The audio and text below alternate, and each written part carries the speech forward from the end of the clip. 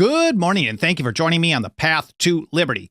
I'm Michael Bolden with the 10th Amendment Center, and this is the Fast Friday edition of the show for December 15th, 2023. And today is Bill of Rights Day, so it might not be the fastest of Fast Fridays, but hopefully you'll find this really interesting because I want to cover and share with you an overview of the pretty vehement Federalist opposition to even having a Bill of Rights attached to the Constitution during the ratification debates. There's two real main categories. Some people say it's more. One focuses on words on paper, parchment barriers, not being able to enforce themselves, relying on documents, which I think is pretty compelling. The other one focuses heavily on just the structure of the Constitution itself, delegated and reserved powers.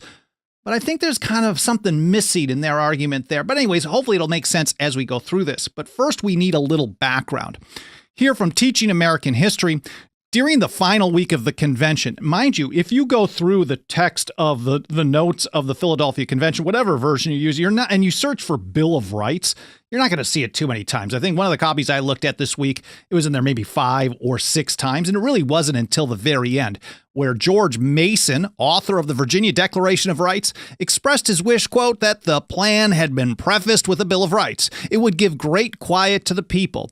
He thought it would be easy to prepare one. Of course, he was pretty good at this kind of stuff, and he made a motion for a committee to prepare it. It was seconded by Elbridge Gerry, and then they took a vote on whether they would even do that. It failed by a vote of 5-5, so it was pretty close, but it didn't pass. So they did not even consider a Bill of Rights in the Philadelphia Convention. Now, Mason was pretty upset about this. He did not like going this route. And that's just how James Madison described it in a letter to Thomas Jefferson, October 24th, 1787, a few weeks after the Philadelphia Convention was done. He pointed out that Colonel Mason left Philadelphia in an exceeding ill humor indeed. He returned to Virginia with a fixed disposition to prevent the adoption of the plan if possible. He considers the want of a Bill of Rights as a fatal objection. Now, Madison didn't really want one either, and he did have a shift on this over time. There is some debate of whether or not he was convinced that it was a good idea for philosophically versus a good idea politically to make sure that he could be in power or in office and things like that. I don't really have too much. It could go either way on that. But he wrote to Jefferson about this. Of course, Jefferson wanted a Bill of Rights, and he debated with Madison about this as well. But once the proposed Constitution was sent to the Confederation Congress, anti-federalists, led primarily by people like Richard Henry Lee in Virginia, Melancthon Smith up in New York, they worked to try to attach a Bill of Rights to the document before it was even sent to the states. So they were having some debates over this. And the Federalist argument there, led primarily by Madison, was, well, we've got this Articles of Confederation, and that doesn't have a Bill of Rights. What's the issue here? Here's how he put it. He said the Confederation was proposed without alteration, no probability of Congress agreeing in alterations. And these are just notes from Melancthon Smith.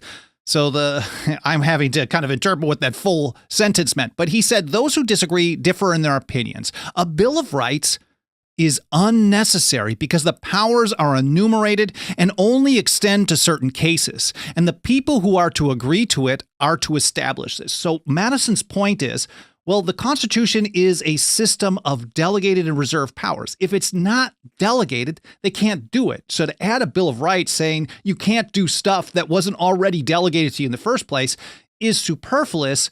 It's a waste of time. It could be confusing. Some Federalists start arguing that it's dangerous to do that because then it implies all kinds of other stuff. But there is a little caveat in Madison's argument here that I think, I'm not sure if it's intentional or not, but Richard Henry Lee pretty quickly slapped it down right after this.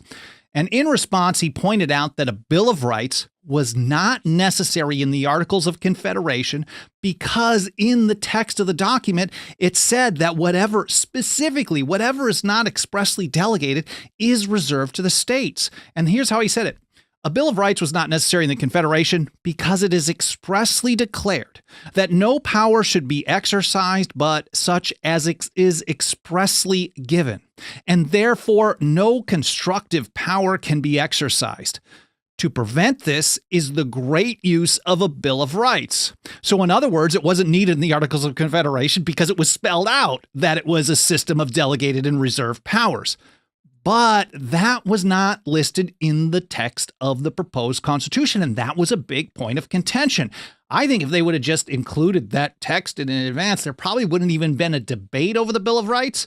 No one would have been asking for additional amendments whatsoever. Much of the debate would have been completely over, but, well, it wasn't there. So we know that shortly after the Philadelphia Convention ended in 1787, John Hancock was already drafting some amendments that he was thinking about that he wanted to see. And in January of 1788, when Massachusetts was almost certainly going to vote to reject ratification, Hancock, Samuel Adams, made a deal with the Federalists to say, okay, in order to keep things moving forward, we will agree to put our support behind this as long as when we ratify, we can recommend a bunch of amendments that Massachusetts wants. And so the first of what was on that list is a precursor to the 10th Amendment. It is very much based off the text of the Articles of Confederation. That which is not expressly delegated is automatically reserved. And when Hancock gave his speech talking about whether or not they should vote for ratification, he's like, look, here's what we're recommending. This is the system. We are going to work to get this included in the text of the document itself after ratification. We got a gentleman's agreement with our revolutionary brothers and sisters or whatever.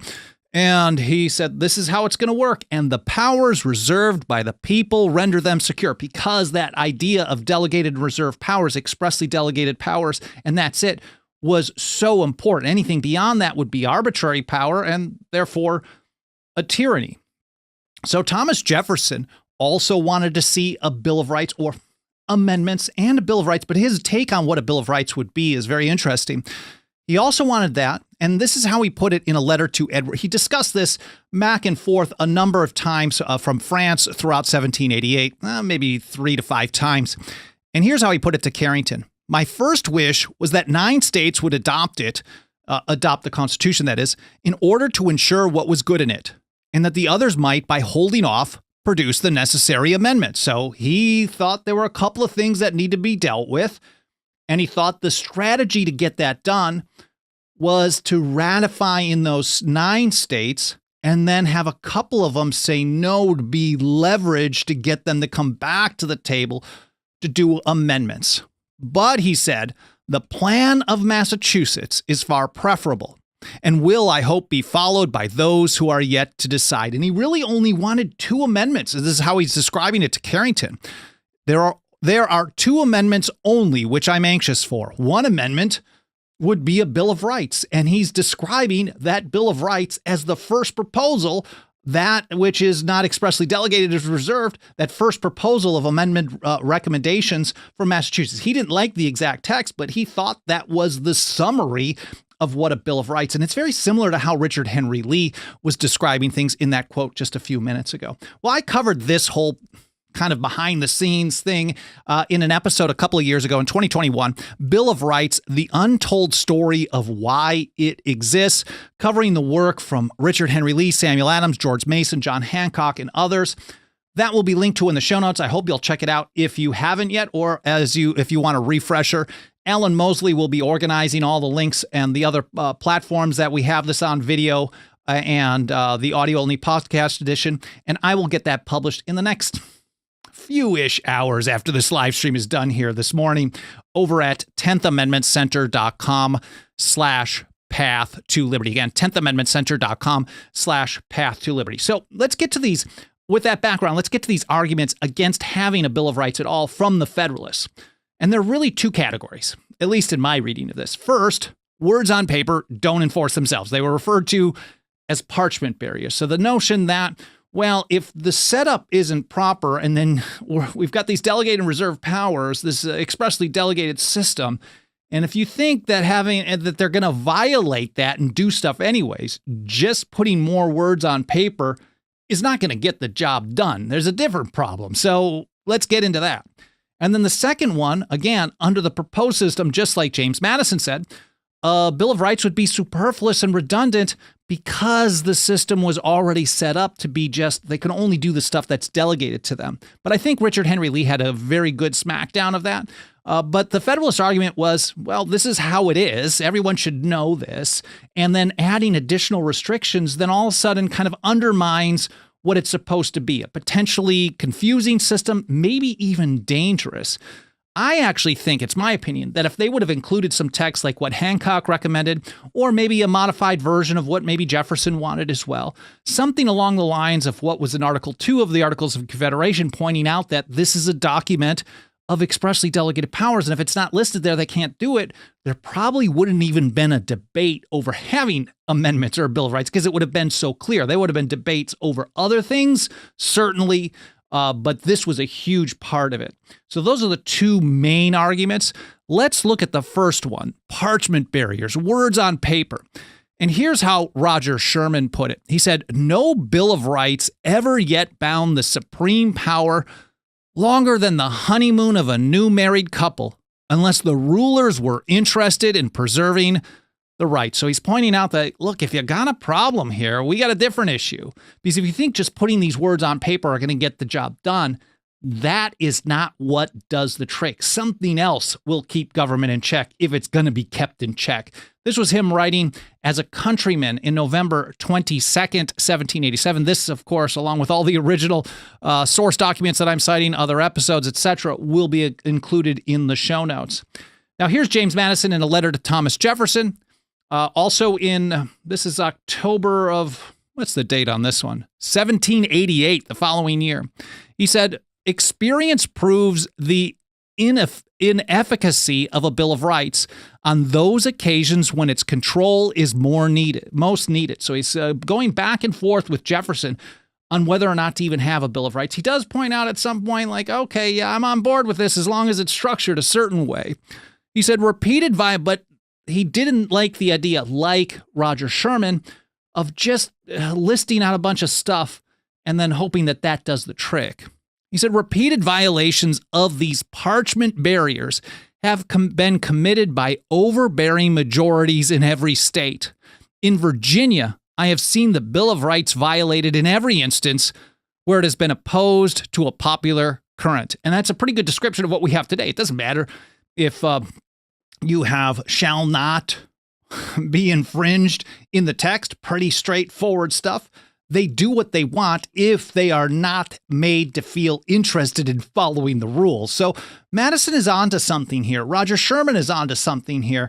And even Alexander Hamilton in Federalist 25, I'm going to cite Hamilton quite a bit here. He said the Bill of Rights of that state, talking about Pennsylvania, declares that standing armies are dangerous to liberty and ought not to be kept up in time of peace. Pennsylvania, nevertheless, in a time of profound peace, from the existence of partial disorders in one or two of her counties, has resolved to raise a body of troops, and in all probability will keep them up as long as there is an appearance of danger to the public peace. So Hamilton is right on this as well, that just because you have a restriction on government on paper doesn't mean they're going to follow it. So words on paper, parchment barriers, as James Madison described it, in Federalist 48, he pointed out, like, okay, parchment barriers, this has been kind of the structure that has been relied on all the state constitutions, and it has done a really, really bad job. You could read Federalist 48 on your own time. So that's argument number one. Number two is that it's superfluous because the system in and of itself, despite the debate between Madison and Richard Henry Lee about that important technicality that in the Articles of Confederation, they did spell out that what was not expressly delegated was reserved. They're saying, like, look, this is just the way that constitutions go. And I know that Patrick Henry said, well, it doesn't matter what Mr. Wilson says, and we're going to get to Wilson in a moment. Like, this is not how constitutions have been looked at so far. It's been the other way around. So why not just include the text? Maybe there's something to that. But here's James Wilson in his State House Yard speech, October 6, 1787, probably, very possibly, the most influential Federalist arguments throughout the ratification debates. It seems like a lot of it kind of flowed from Wilson.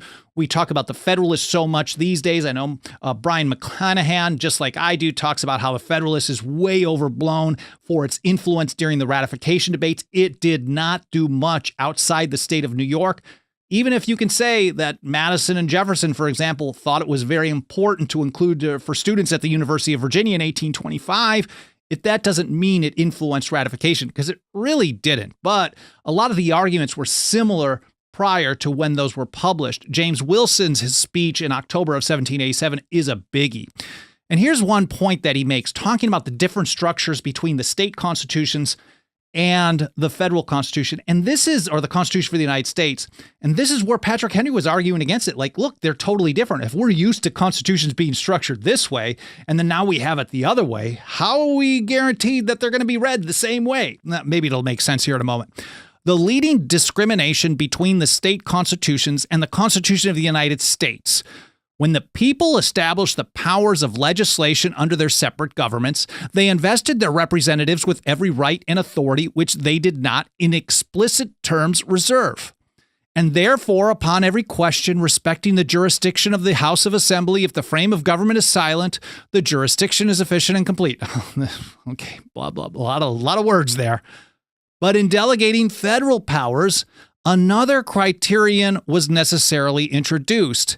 And the congressional authority is to be collected not from tacit implication, but from the positive grant expressed in the instrument of the Union. Implied powers have always been a lie, and whether you think the Federalists were being scammers or they made a mistake in not just including text like Hancock recommended, either way, the people ratified under the notion, they were sold on the idea that power was expressly delegated, positive grant expressed in the instrument of the Union, and there weren't implied powers on top of it. And here's how he put it again. Hence, it is evident that in the former case, the states, everything which is not reserved is given. But in the latter, that's the federal Constitution, the reverse of the proposition prevails, and everything which is not given is reserved. And I think that almost makes Patrick Henry's argument there, because he's like, if all the other constitutions are everything which is not expressly reserved, they automatically have unlimited power other than what has been carved out. And this is a new kind of a novel system. This is a novel system that everything which is not delegated is reserved. He said the distinction being recognized, this is Wilson again, will furnish an answer to those who think the omission of a Bill of Rights a defect in the proposed Constitution. For it would have been superfluous and absurd to have stipulated with a federal body of our own creation that we should enjoy those privileges of which we are not divested either by the intention or the act that has brought that body into existence. TLDR, why list stuff that they can't do, that they already can't do because it's not been delegated to them? And the whole thing would have been cleared up with a statement of delegated and reserved powers. Anyways, Noah Webster, this whole message was repeated over and over and over. I've got just a couple of brief examples so we can power through this. Noah Webster put it this way, just not even 2 full weeks after James Wilson. He said, the Constitution defines the powers of Congress, and every power not expressly delegated to that body remains in the several state legislatures. Charles Pinckney, in a speech in South Carolina, the House of Representatives, in January of 1788, said almost the same thing. The general government has no powers but what are expressly granted to it. It therefore has no power to take away the liberty of the press. People were concerned, like, well, what about the liberty of the press, trial by jury, et cetera, et cetera. And he said, that invaluable blessing, which deserves all the oh man, sometimes I can't read. I could read it in my head. But people who can't pronounce things, that means they learn things from reading, I guess. The gentleman has justly bestowed upon it, I'm sorry about that, is secured by all our state constitutions. And to have mentioned it in our general constitution would perhaps furnish an argument hereafter that the general government had a right to exercise powers not expressly delegated to it. So if you start listing other stuff that they can't do, then people get confused and think, well, it's like all the other constitutions that we've had, and, well, then they can also have all kinds of other powers, tacit implication, as James Wilson put it. I'm not sure if I'm explaining that as well as I should, but doing my best here. Here's Edmund Randolph in the Virginia Ratifying Convention, June of 1788. He said, a Bill of Rights, therefore, accurately speaking, is quite useless, if not dangerous, to a republic. And that's kind of the argument that we're getting. Like, it's going to be confusing if they're not supposed to do stuff, and then we're hammering home that, no, you're really, really not supposed to do stuff. Well, why are you listing it in the first place? And I think, again, that argument has legs as long as it's clearly in the text of the Constitution that they're only authorized to do the stuff that's been delegated to them. And here's James Wilson again. This is in the Pennsylvania Ratifying Convention, November of 1787. He said, "A Bill of Rights is by no means a necessary measure. In a government possessed of enumerated powers, such a measure would not only be unnecessary, but preposterous and dangerous." And he explains a little bit why, and here's a brief take. If we attempt an enumeration, everything that is not enumerated is presumed to be given. And that's where we get to, that's how Madison was kind of creative in this and putting together the 9th and the 10th Amendment, what became the 9th and the 10th Amendments. We know that he wanted the 10th Amendment to be part of a new Article 7 along with separation of powers, but the final version ended up being different. Anyways, the consequence is that an imperfect enumeration would throw all implied power into the scale of the government, and the rights of the people would be rendered incomplete. So they were concerned. Their warning was, and some of them were probably genuine, some of them maybe Hamilton was a little scammy about it, but it is an interesting argument to me. They're basically saying, like, as soon as you start listing stuff, then people are going to start reading the document upside down. Instead of being a system of delegated and reserve powers, it's going to be they do everything other than what's carved out. And I think that's how a lot of people treat it today. So maybe there's something to that. Here's Alexander Hamilton in Federalist number 84, which was July of 1788. And I think this is even after this is way after we start seeing states like Massachusetts and others start ratifying with recommended amendments, including Virginia. So this argument is already lost by the Federalists, but he's hammering home, he's holding the line, and he's basically repeating a lot of what James Wilson had to say. A lot of people think this is a very important Federalist paper, and maybe it is.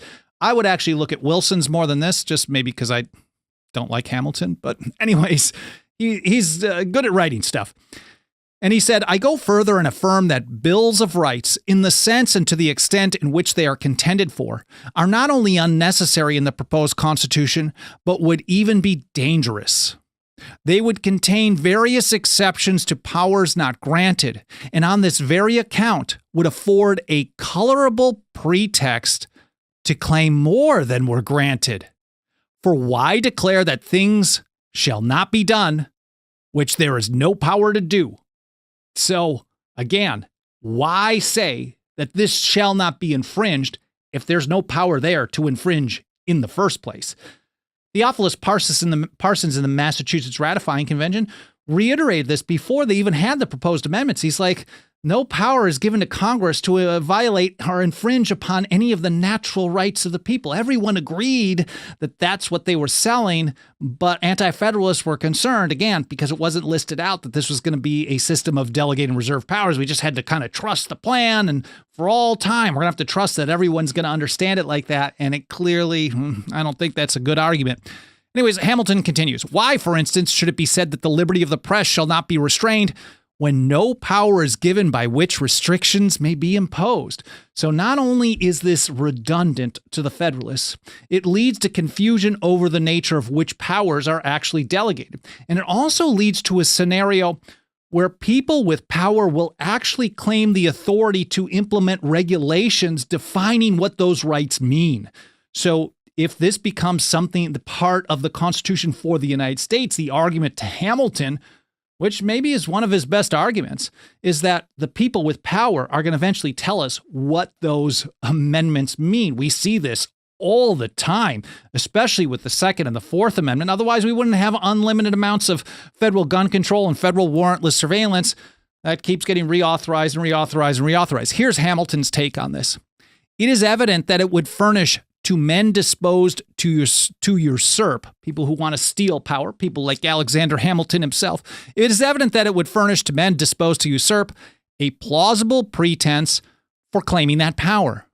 They might urge with a semblance of reason that the Constitution ought not to be charged with the absurdity of providing against the abuse of an authority which was not given, and that the provision against restraining liberty of the press afforded a clear implication that a power to prescribe proper regulations concerning it was intended to be vested in the national government. I think this is one of Hamilton's best warnings, where he's basically saying, soon as you put this in a Bill of Rights in the Constitution for the United States, the people with power, and of course, he certainly is one of these people who would do this type of thing, and maybe that's how he knows, but the people with power are going to start saying what that means, and it's in their purview, when it really, they should have no say over this whatsoever. They're not supposed to at all. And that's exactly how it's played out. Now, Hamilton makes an interesting point, very similar to what Richard Henry Lee, talking about the purpose of a Bill of Rights. He said, the truth is, after all the declamations we have heard,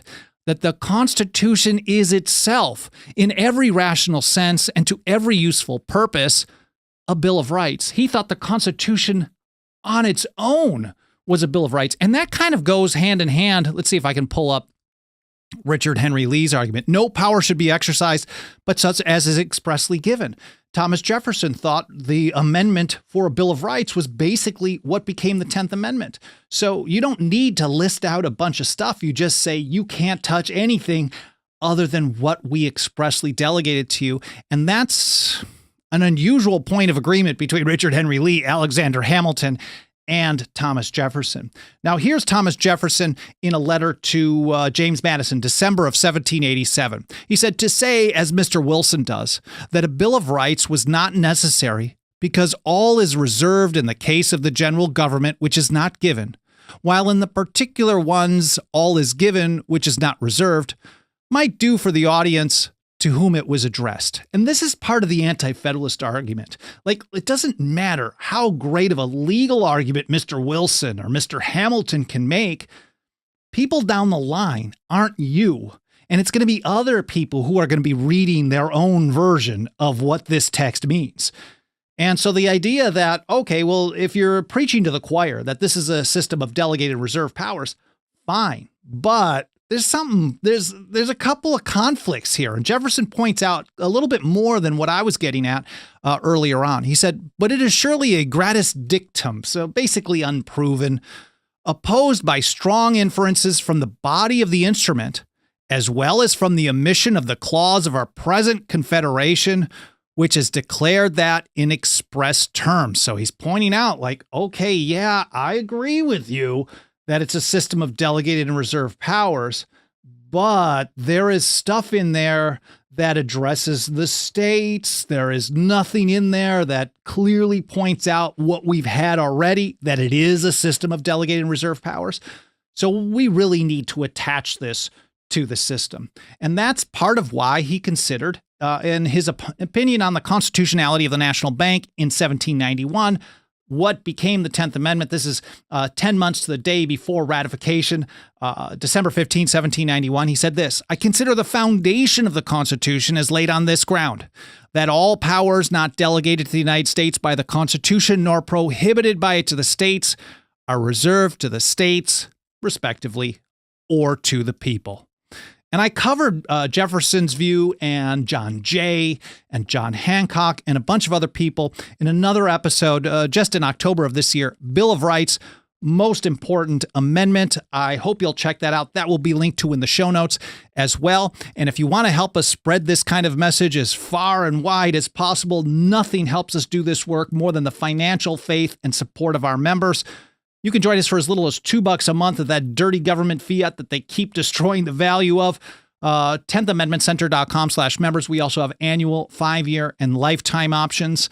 I really appreciate any consideration you can give to joining us today. No pressure, but it certainly would help us ramp up for the 2024 nullification season just after Christmas here. Well, it's really kicking off right now, but it's going to get into full swing at the beginning of the new year. Again, 10thamendmentcenter.com/members. I'm not sure what my schedule is going to be over the next couple of weeks. I'm definitely going to be off doing no shows the week after Christmas, but it's possible I might not have time to do some this coming week. So if I'm missing, we haven't been banned.